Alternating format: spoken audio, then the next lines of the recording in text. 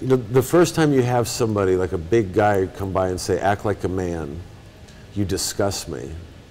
And in a crowded tube platform where everybody's hearing this abuse and nobody's jumping to your defense, it's like, wow, I felt so alone.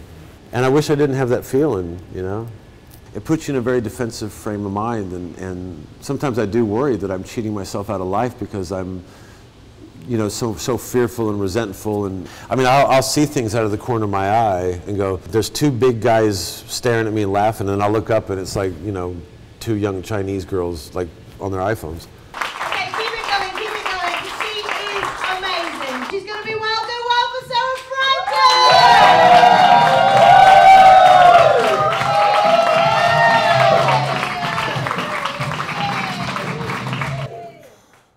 Hi, I'm Sarah, and I'm going to be doing some character comedy for you this evening. I'm also transgender, so I don't want you thinking this is a character as well. But I want to start off with two different anecdotes about some of the abuse I get being an out transgender in the year 2015.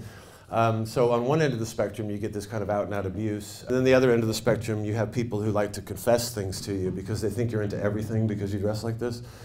So I usually get old women at bus stops will come up to me and say, "Did you know I had a lesbian lover one time?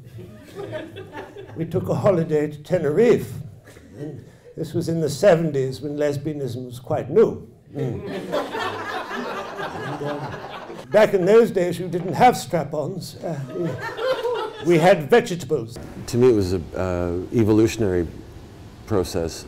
I thought I was a transvestite for a long time because my sisters dressed me up. I might have only been once, but I was about 5 or 6. Kind of like a light bulb went off in your head, but it immediately became closeted. Because see, I was so paranoid about it where I came from, you know, a small town of 19,000, and I would go to the regional library and steal books on the subject, like sex and gender, and like stick them down the trousers, and like, you know, like I was ashamed to even check them out, you know. And I noticed little things, like I noticed like I didn't like being called sir.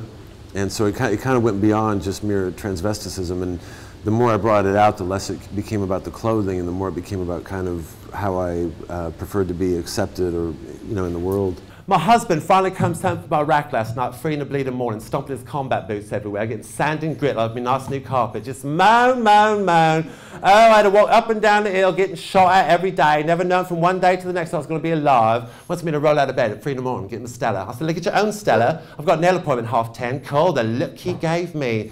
Well, I know what you mean, love. About 2 weeks ago, my husband comes back from outer space after being gone for 3 millennia, wakes me up, wants me to give him a Saracen and derambulator juice, as if I even know what that means. I just got him a Stella, couldn't tell the difference. My dad, you know, he's very hyper masculine, and because I was the only boy, I think he wanted me to, he always wanted me to work in the garage and fix the cars, and I had no interest in that stuff. So, you know, there's part of me that always felt like a disappointment in that regard. And I think my earliest shows were just, you know, doing impersonations of my dad for my sisters and mom, and them all laughing. And when I learned how to make fun of that, it gave me power over it. Well, I was in a relationship for about 2 years out here, and I was going out as Sarah maybe like 2 or 3 times a month. I'd kind of just made a decision, like I need to get out of this situation and move out. I mean, I was living with the person, so I just took all of my women's things, and as soon as I got this room in Bethnal Green, I just laid them all out and started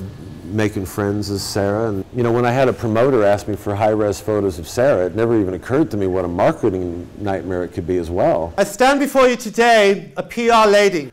Being a PR lady is one of the most noble occupations a young lady can undertake. When someone needs someone to email someone they don't want to email, who do they email? They're PR ladies. There's part of me that's a little bit nervous that people are going to expect, you know, me to just be a trans performer with trans material. And you know, what I've been doing lately is just been doing my regular type of material. I just happen to be Sarah. My grandmother came to this country many years ago from Latvia to become a PR lady. She persisted night after night in Soho nightclubs, snorting cocaine with people she could barely tolerate, just to get a one-woman show about food addiction listed in Time Out. But I find, I mean, the audiences have by and large been great. I mean, I've had really cool stories. One night there was a Poppy War veteran, and he comes up to the bus stop, and we're waiting at the bus stop. He goes, "Do you mind, I ask you, are you a transsexual? And I said, yeah. And he said, So how should I refer to you as she or her? Or I said, yeah, that'd be great. She or her would be great. And he told me a story about how his daughter came out of the closet as a lesbian, and how I always stood by her, always. I went home crying that night. It was just so touching. And it made me feel like I was completely right with my world, because there have been many times I've been dressed as Will that I wanted to be dressed as Sarah, but I don't remember a time where I've been dressed as Sarah that I wished I was dressed as Will.